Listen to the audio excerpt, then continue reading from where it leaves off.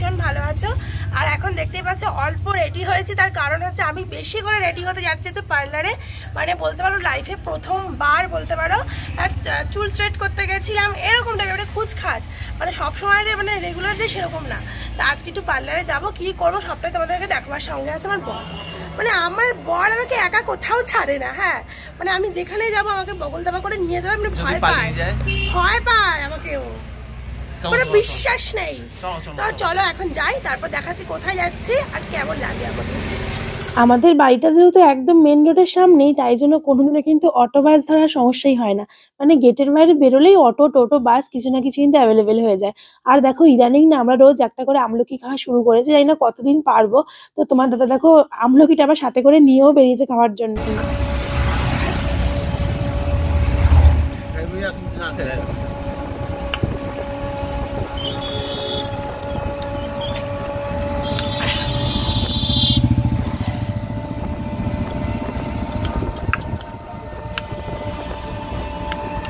আমলকি খেয়ে দাঁত ঠাত একদম টকে গেছিল, ওই জন্য একটা চিপসের প্যাকেট কিনে নিয়েছি। আর এখন আমরা যাচ্ছি নৈহাটিতে নেমে গেছি।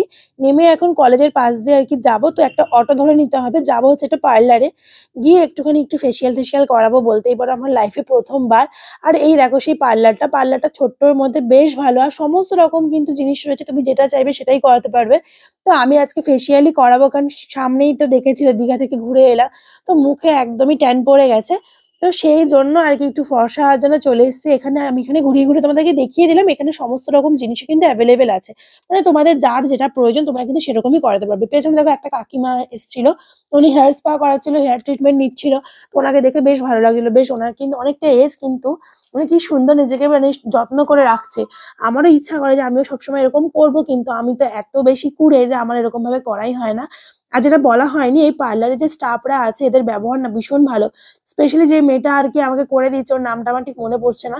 তো ও না ভীষণ ভালো, আর ওর হাতের কাজ আমার এত ভালো লেগেছে কি বলবো। প্রথমেই দেখো আমাকে আর কি চেয়ারে শুয়ে দিল, আর ওপর থেকে টাওয়াল দিল যাতে আমার জামাগুলো আর কি নোংরা না হয়ে যায়।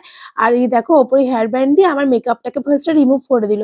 আমারই ভুল হয়েছে, মেকআপ করে আসাই উচিত হয়নি। আমি তো জানতাম যে মেকআপ রিমুভ করে দেবে, লিপস্টিক তুলে দেবে। তবুও দেখবে এখন একটা এমন হয়ে গেছে না, মেকআপ ছাড়া যেন কোথাও যেতেই ভালো লাগে না।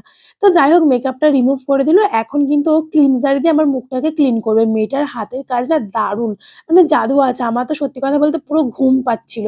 তো আমি ওকে বলছিলাম যে চল ঘুমিয়ে পড়ি আমি, চলো ঘুমিয়ে পড়ি আমি। তো বলছে হ্যাঁ ঘুমিয়ে পড়ো, কোনো ব্যাপার এলাম, তাহলে ভিডিওটা করে কে দেখাবে। তো যাই হোক ওই জন্য ভীষণ ঘুম পাচ্ছিল আমার, আর আমি ভীষণ আরাম পেয়েছি, ওর হাতের কাজে দারুণ ছিল। আর এখন মনে হচ্ছে স্ক্রাব দিচ্ছে। আমি টুকটাক ফেসিয়ালের ব্যাপারে জানি, তো আমি বুঝতেই পারছিলাম যে ও খুব সুন্দর করেই করছে। আমার নিজের খুব ভালো লাগছিল। মানে আমি যদি পরে কোনো সার্ভিস নিই আমি তো ওকে অবশ্যই আমার বাড়িতে ডাকবো করার জন্য, খুব ভালো লেগেছে আমার। আর এখন দেখো স্ক্রাব দিয়ে ভালো করে আমার ফেসটা স্ক্রাবিং করে নিচ্ছে। আর আমি যেহেতু কোনোদিনও আর কি ফেসিয়াল করি না, তো মুখ থেকে না অনেক বেশিই ময়লা উঠছিল, মানে কি আর বলবো। আর ওইদিকে দেখো ওই কাকিমাকে ওই দিদিটা আর কি হেয়ার ম্যাসাজ দিচ্ছিল। আমার না দেখে লোভ লাগছিল, উফ আমি যদি অয়েল ম্যাসাজ করাতাম না জানি কত ভালো লাগতো। তো আমার স্ক্রাব করা হয়ে গেছে, তারপরে দেখো মুখটা মুছে দিল টিস্যু দিয়ে। আর তোমরা দেখো এখনই যেন স্কিনটা মনে হচ্ছে কতটা পরিষ্কার হয়ে গেল। আর এখন যেন কি করছে, ম্যাসাজ ক্রিম দিয়ে ফেসটাকে ম্যাসাজ করে, আর এত সফটলি করেছে না, আমার ভীষণ ভালো লেগেছে, ভীষণ, মানে আমি খুব আরাম পেয়েছি বলতে পারো। ভীষণ সুন্দর হাতের কাজ, একদম মানে জোরে না আস্তে আস্তে করে। আর এখন না আমার নাকের ওপরে থাকে না কি হোয়াইট হেডস না কি বলে, ব্ল্যাক হেডস কি বলে, ওগুলোকে তুলবে। তো বাবা প্রচন্ড ব্যথা লাগে, আমি তো খুব ভয় পাচ্ছিলাম। তোমরাই দেখো আমি কেমন করছি। আমি না করে দেবো। হ্যাঁ শিবানীটা তো দিদা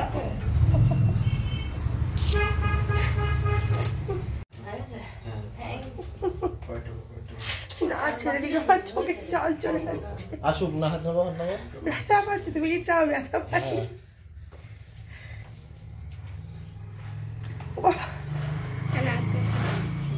যাই হোক দেখতেই পেলে আমার কেমন যন্ত্রণা লাগছিল, আসলে ওগুলো দিলে ওরকম হয়। আর এখন দেখো ফেস প্যাক দিয়ে দিল, আর আমাকে তো পুরো মানে ভূতের মতন লাগছে দেখো ফেস প্যাক দিয়ে। আর আমার বরটা আমাকে এত জ্বালাচ্ছিল না, বলছে হ্যাঁ তুমি দীঘা ঘুরতে গেলে এত টাকা খরচা করে এখন আবার ফেসিয়াল করতে হচ্ছে ট্যান তোলার জন্য। যাই হোক ফেস প্যাকটা তোলা হয়ে গেছে, আর এখন দিয়ে দেওয়া হচ্ছে টোনার। তো টোনারটা দেওয়ার সময় না আমার নাকের সামনেটা একটু থুতনিটা জ্বালা করছিল, যেহেতু ওই ব্ল্যাক হেড গুলো তোলা হয়েছে না, তো পোর্সটা ওপেন হয়ে গেছিল। যাই হোক ওই জন্য একটু জ্বালা করছিল। ফেসিয়াল করে দেখো বেরিয়ে গেছি। গেছিলাম দুপুরবেলায়, বেরোতে বেরোতে মানে সন্ধে হয়ে গেছে। আর এখন এসছি হচ্ছে আমার এক বোনের জন্য, বোনকে আইবুড়ো ভাত দেবো, তো আইবুড়ো ভাতে ভেবেছি ওকে গায়ের চাদর দেবো। সেই গায়ের চাদরই আর কি আমি দেখতে এসেছিলাম।